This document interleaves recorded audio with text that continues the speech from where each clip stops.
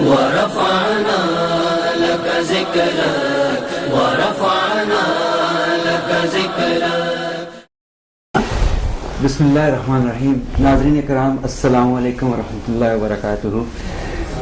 آج ہمارے اس خاص پروگرام میں جناب حضرت خواجہ سید محمد وجیہ السیما عرفانی چشتی آستانہ عالیہ چشتیہ عرفانیہ سندر شریف لاہور کے سجادہ نشین امین وراثت سلسلہ چشتیہ حضرت خواجہ سید محمد حبیب عرفانی چشتی دامن برکاتہ ہمارے ساتھ تشریف فرما ہیں، اور سوال و جواب کا سلسلہ شروع کرتے ہیں. میں میر صاحب سے جو ہمارے پروگرام کے پروڈیوسر ہیں ریکویسٹ کرتا ہوں کہ بسم اللہ کریں. جی السلام علیکم. وعلیکم السلام. تمام دوستوں کو بھی السلام علیکم. وعلیکم السلام ورحمۃ اللہ. انشاءاللہ تعالیٰ انٹرویو کا سلسلہ حضرت صاحب سے شروع کریں گے، اور ہم آپ لوگوں کو بھی اس دوران انٹرویو کے دوران سوالات کا موقع دیں گے. انشاءاللہ تعالیٰ آپ ذہن میں ایک سے زیادہ چھوٹے سے چھوٹا سوال اگر کوئی کرنا چاہے تو ذہن میں رکھیں. سب سے پہلے تو میں شکریہ ادا کرنا چاہتا ہوں کہ ہمارے چینل پہ پچھلے 5 سال سے جناب حضرت وجیہ السیما صاحب کا وہ قرآن پاک کا ترجمہ جس میں قاری غلام رسول صاحب کی تلاوت ہے، اور خاص طور پہ ماہ رمضان میں جب وہ تو خاص ٹائم ہوتا ہے نا فجر کی نماز کے بعد لوگوں کا قرآن پڑھنے کا، اور یہاں پہ میں نے دیکھا کہ بہت سے لوگ جو قرآن پڑھنا نہیں جانتے ان کو سننے کا شوق ہوتا ہے جی. اور میرے خیال میں جو آپ کی وساطت سے میاں شفیق صاحب نے ہمیں حضرت صاحب کا وہ ترجمہ اور قرآن کی وہ جو تلاوت قاری غلام رسول صاحب کی آواز میں آپ حضرت صاحب کی آواز میں ترجمہ، یقین کریں کہ ہمارے چینل کی کامیابی میں اس کا ایک بڑا اہم کردار ہے، جس کے لیے میں آپ کا حضرت صاحب اللہ تعالیٰ ان کو کروڑ کروڑ جنت نصیب عطا فرمائے، قاری غلام رسول صاحب کو ان کا سب کا میاں صاحب کا سب کا شکریہ ادا کرتا ہوں. دوسرا میاں صاحب نہیں، آپ کا بھی شکریہ. آپ ہمیں تو آپ وسیلہ بنے نا، ہمیں تو حضرت صاحب نے آپ کو عطا کیا، آپ نے ہمیں ڈلیور کیا. میں اس کے لیے آپ کا بھی شکریہ ادا کرتا ہوں. حضرت صاحب اس وقت مسلمانوں میں جی ایک طبقہ ہے وہ توحید پہ. جی آپ کے ماشاءاللہ سے ہمارے پاس کچھ بصیرت کے عنوان سے خطابات ہیں، آپ نے ان میں بھی توحید پہ بھی بات کی ہے، رسالت پہ بھی بات کی ہے، صوفیزم پہ بھی بہت ساری ہمارے پاس آپ کے خطابات ہیں. ہم تقریباً ہفتے میں 1-2 آپ کا خطاب جو ہے وہ ضرور ہمارے چینل پہ چلتا ہے، سارے دوستوں کو معلوم ہے، کیونکہ وہ ہم پریفر کرتے ہیں علمی چیزوں کو. ٹھیک ہے نا. تو ایک طبقہ ہم میں جو توحید صرف توحید پہ زور دیتا ہے، اور ہم میں ایک طبقہ ہے جو صرف صوفیزم پہ زور دیتا ہے. جی وہ ایسے ان کے درمیان کی ایسی خلیج ہو چکی ہے دونوں طبقات میں، جیسے ریل کی پٹری چلتی ہے. جی وہ کہیں پہ نہیں مل رہے. جی اس کی کیا وجہ ہے؟ یہ گیپ کیوں ہے؟ میں اس میں ایک بات، میں قرآن مجید کے حوالے سے پہلے ایک بات گزارش کر دوں. جی جی. کہ ماشاءاللہ والد گرامی کا ترجمہ مطلب جو مجھے اس کے لیے پیغامات ستائشی ملے، اس میں ایک یہ تھا کہ ترجمہ سمجھنے میں، قرآن مجید کو سمجھنے میں کوئی ذرا سی بھی دقت نہیں ہوتی.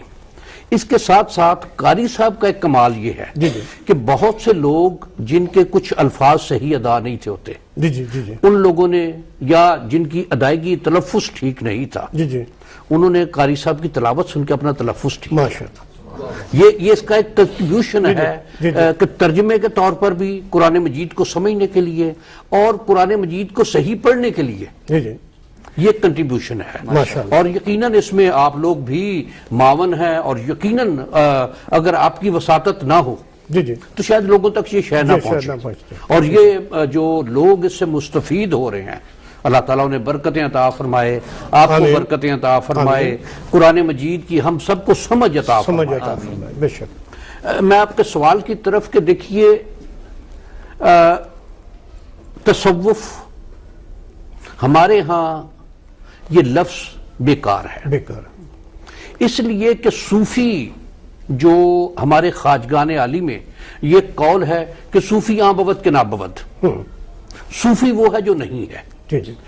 صوفی ایک رسم بن گئی ہے, ایک وجہ بن گئی ہے کہ وہ لوگ جو عمل سے دور ہیں انہوں نے اپنے اوپر تصوف کا لبادہ اوڑھ لیا ہے. طریقت ہے یہ.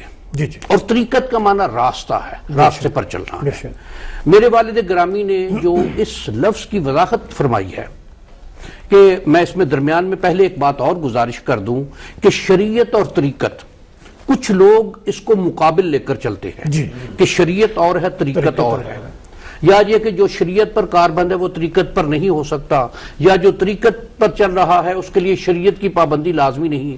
یہ سوائے شیطنت کی اور کچھ نہیں ہے. جی ماشاءاللہ. اور میں والد گرامی کا جو اس بارے میں ارشاد ہے کہ طریقت ہے ہی وہ جو شریعت کی اتباع میں چلے. ٹھیک. جو شریعت کی اتباع میں نہیں ہے وہ طریقت نہیں ہے, وہ شیطنت ہے. اس لیے کہ شریعت ہر شے پر مقدم ہے.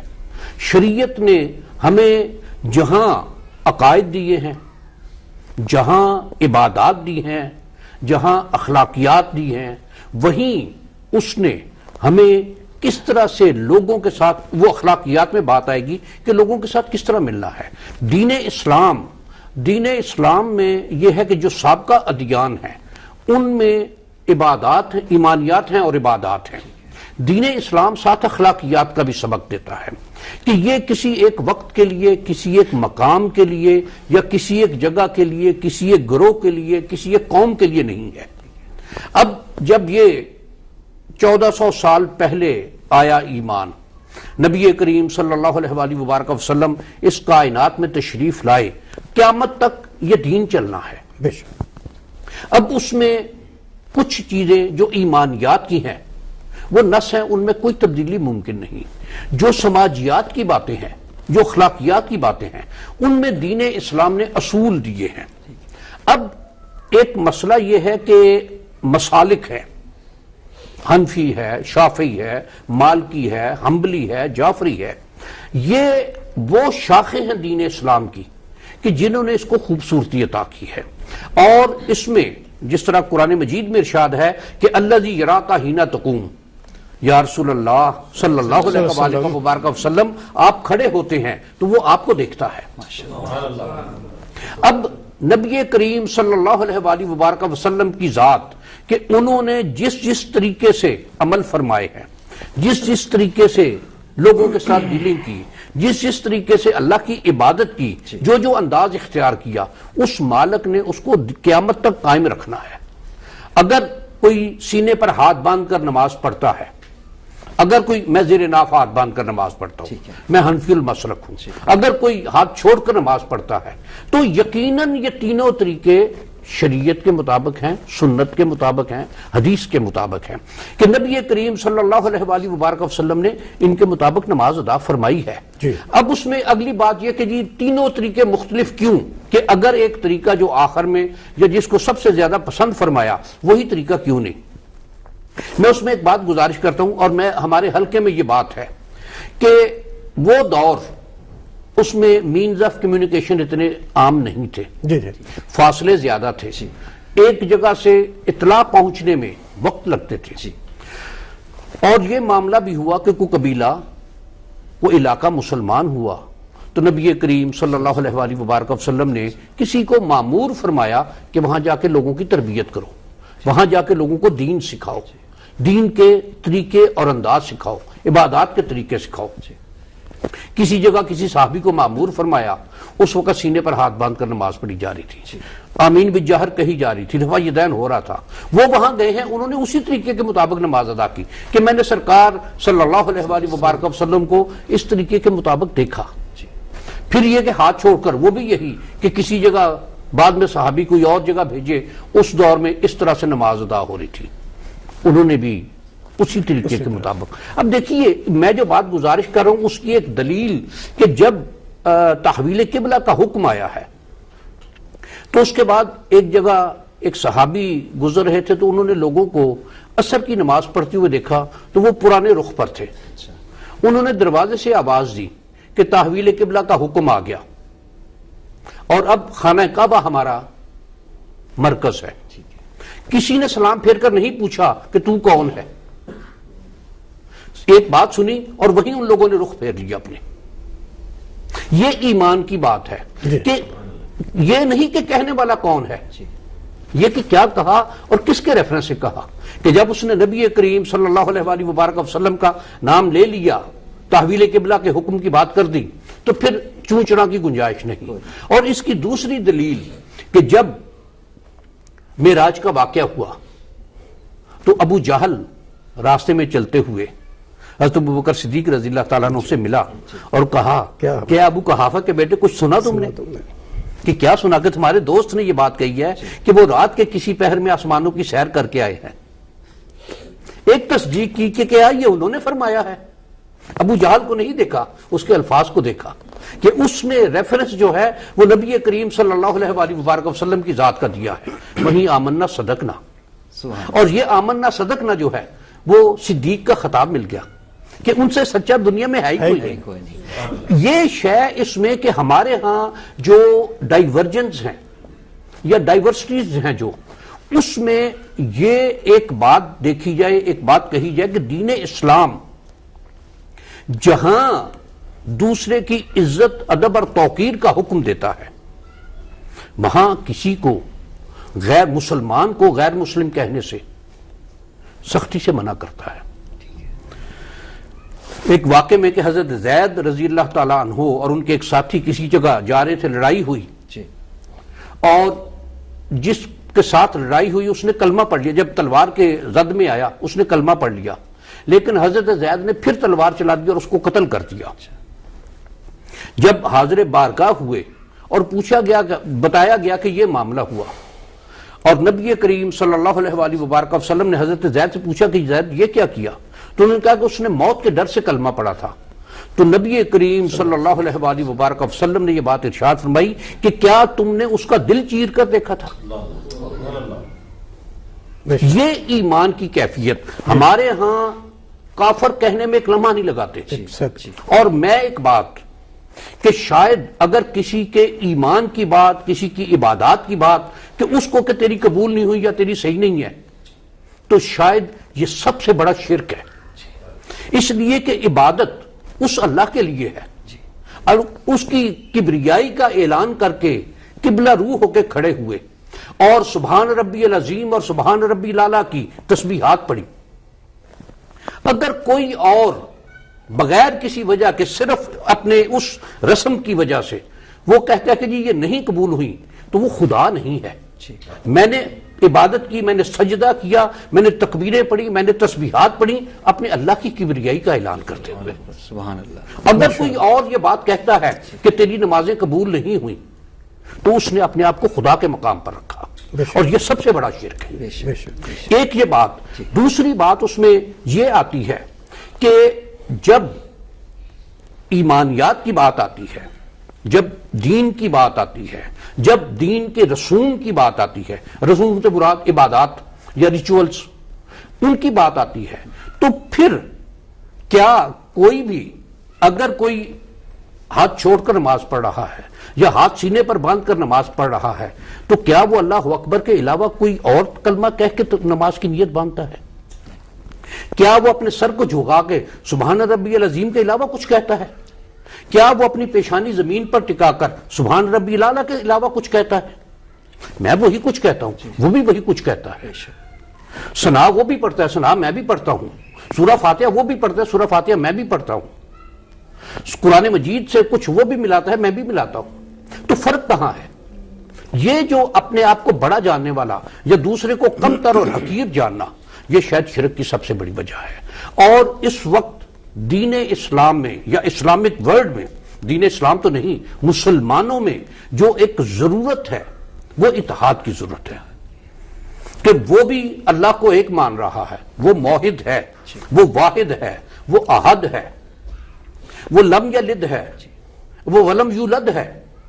بے شک اس کی ان صفات پر کسی کا کوئی شک تو نہیں ہے, کسی کا کوئی اعتراض تو نہیں ہے, کوئی اس کے بارے میں بات تو نہیں کرتا.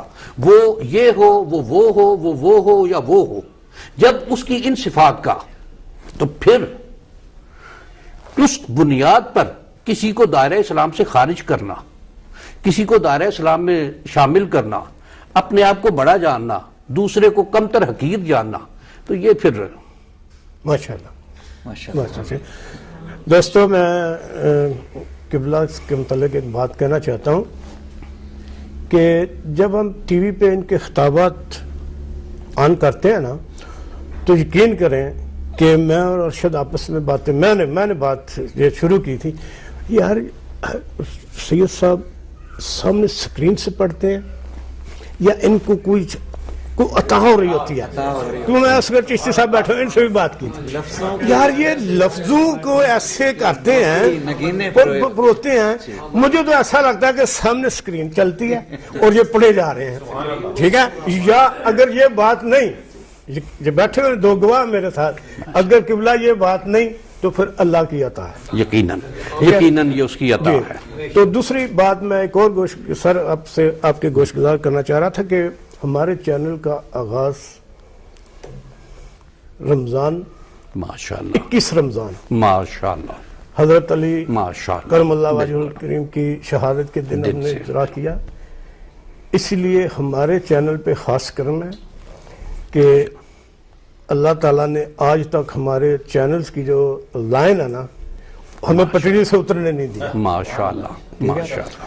اور جتنے مذہبی پروگرام ہمارے چینلز پہ چلتے ہیں، اور ہمیں یہ فخر ہے کہ ہمارے چلائے ہوئے پروگرام پاکستان کے نیشنل ٹی وی پہ بھی چلتے ہیں. ماشاءاللہ ماشاءاللہ. ٹھیک ہے. بالکل. اور دوسری بات میں سوال کی طرف آنا چاہتا ہوں کہ سر، جیسا کہ آپ نے فرمایا کہ آپ حنفی مسلک سے تعلق رکھتے ہیں، اکثر اوقات ہمیں لوگ کال کرتے ہیں، پوچھتے ہیں کہ کسی جید علماء دین سے، جی، کیونکہ مولوی تو بہت ہیں لیکن عالم بہت کم ہے، جی، کسی عالم سے. اور ماشاءاللہ آپ تشریف لائیں تو ہمیں اس موقع سے فائدہ اٹھانا چاہیے. کیا ایک مسلمان کے لیے ایک حنفی، حنبلی یا شافی یا یہ ہونا ضروری ہے؟ دیکھیے، میں ایک بات گزارش کروں گا جی کہ یہ وہ ذاتیں ہیں، یہ وہ شخصیات ہیں جی جنہوں نے ایمان کا حسن بنایا ہے. بے شک. سبحان اللہ. اس کو ایک بہت خوبصورت پریزنٹیشن دی ہے. جی ہمارے ہاں مسئلہ یہ ہے کہ ایمان پیچھے رہ گیا ہے، مسلمان ہونا پیچھے رہ گیا ہے، حنفی مالکی ہونا آگے چلا گیا ہے. مسلمان ہیں ہم. اب اس مسلمانی میں، اس اسلام نے امام ابو حنیفہ رحمہ اللہ تعالیٰ نے کیا تشریح کی ہے، امام مالک نے کیا تشریح کی ہے، امام حنبل نے کیا تشریح کی ہے، امام جعفر صادق نے کیا تشریح کی ہے، امام شافعی نے کیا تشریح کی ہے.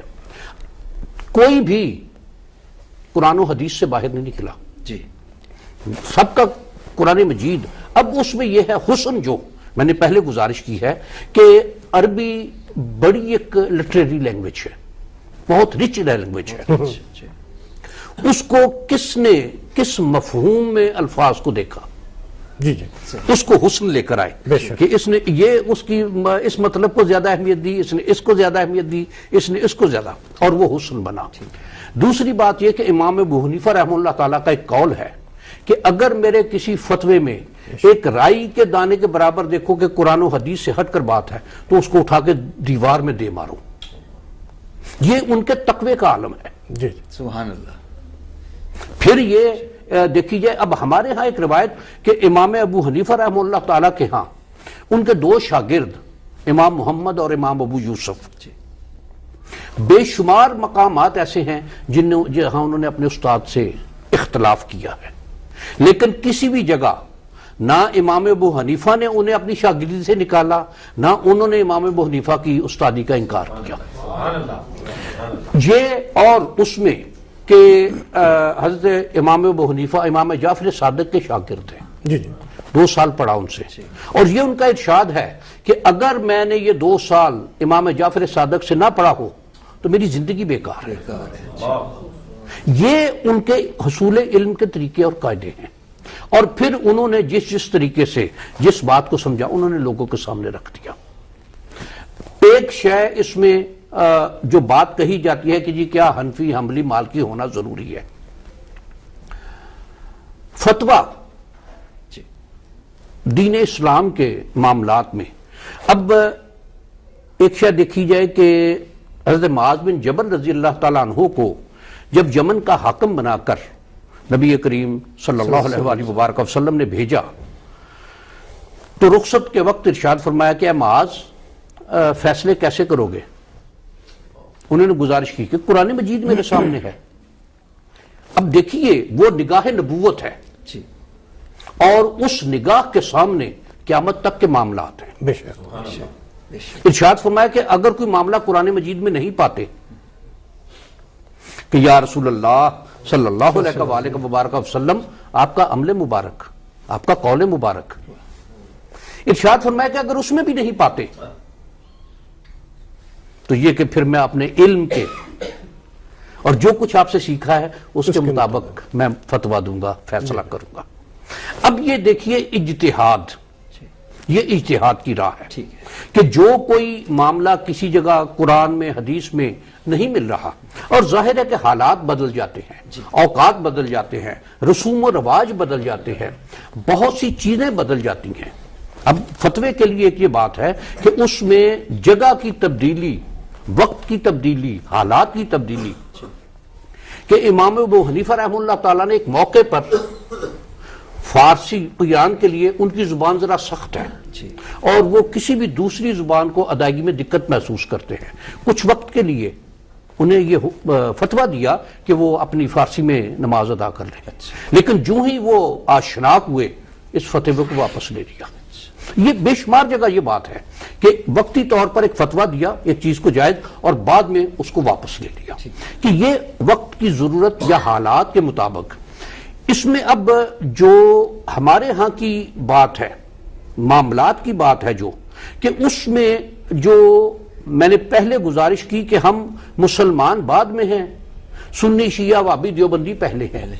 سنی وابی شیعہ دیوبندی یہ اسلام کی شاخیں ہی ہیں. اب جس طرح ایک باپ کے 5 بیٹے ہیں، پانچوں ایک جیسے نہیں ہیں لیکن ایک باپ کے ہیں.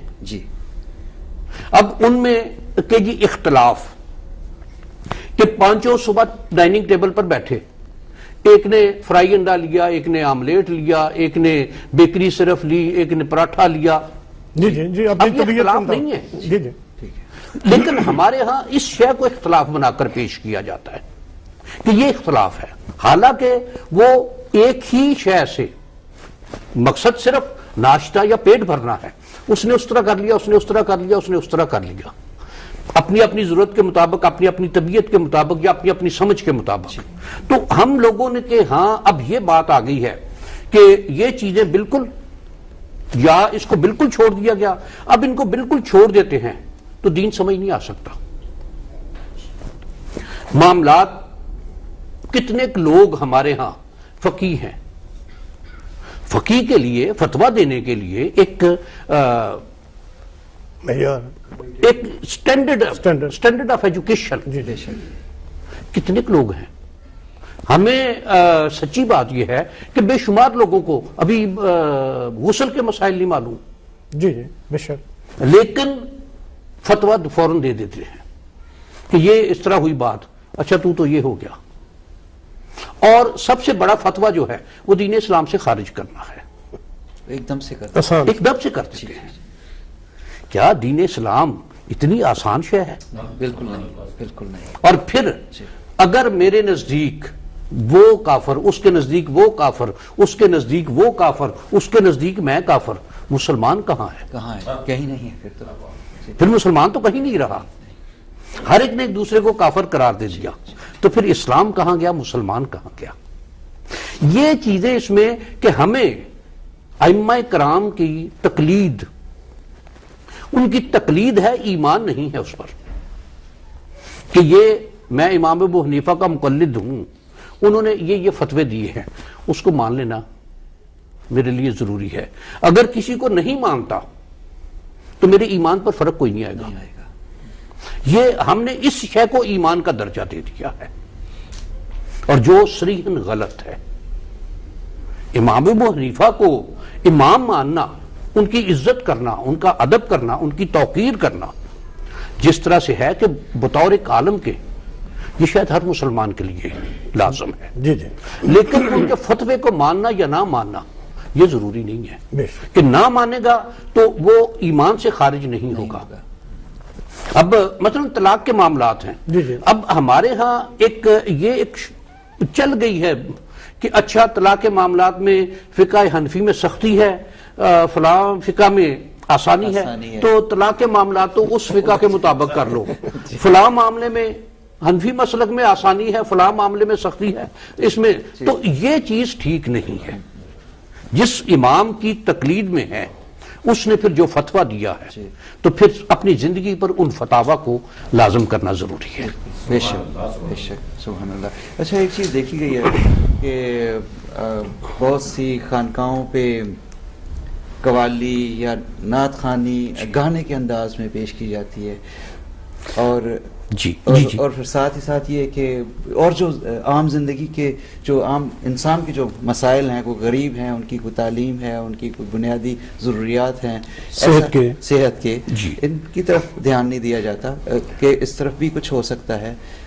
خانقاہ کے ساتھ ساتھ کچھ رفائی کاموں کی طرف بھی توجہ. دیکھیے خانقاہ کا بنیادی جو مقصد ہے یا خانقاہ کا کیا، وہ انہی مقاصد کے لیے ہے کہ وہاں اندرونی اور بیرونی تربیت ہو، تعلیم ہو، صفائی ہو، اس کے دینی مسائل، اس کے دنیاوی مسائل، ان کی طرف رہنمائی ہو، پھر یہ کہ اس کے لیے ایک اچھی گزران کا معاملہ ہو. یہ چیزیں اس میں ہیں. اور میرا ایک مشاہدہ ہے، میں ایک بات گزارش کرتا ہوں کہ ایک شاید یہ نامناسب بات نہ ہو، میں گاتے تو پھر آپ ایڈٹ دیکھ لیجیے. ایک جگہ ایک صاحب تقریر کر رہے تھے، انہوں نے یہ بات کہی کہ میں فلاں جگہ تقریر کے لیے گیا.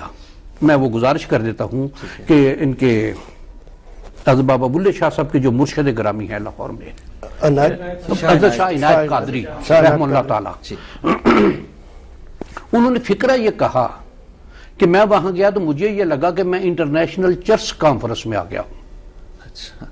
یہ فکرہ کہا.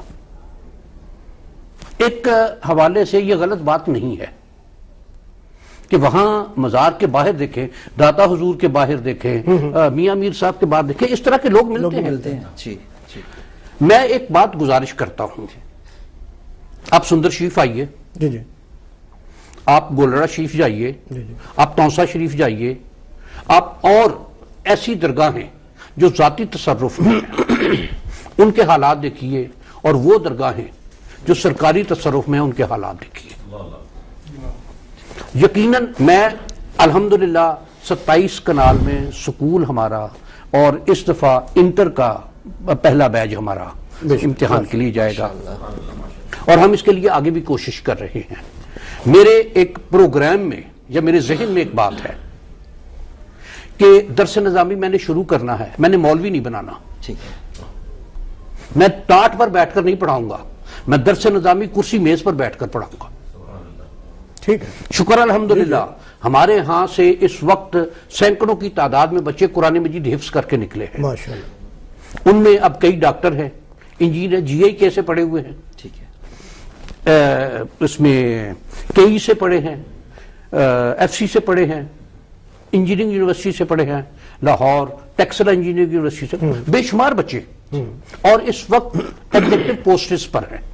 سبحان اللہ. شکر الحمدللہ کہ قرآن مجید اور ہمارے ہاں کا پڑھا ہوا بچہ، اس کو اگر چھوٹے موٹے مسائل درپیش ہوں تو اس کو کسی کی طرف اتنی ایک فقہ کی تعلیم ہم ان کو دیتے ہیں کہ جو عام مسائل وہ خود حل کر لیتا ہے، اس کو پتہ چلتا ہے.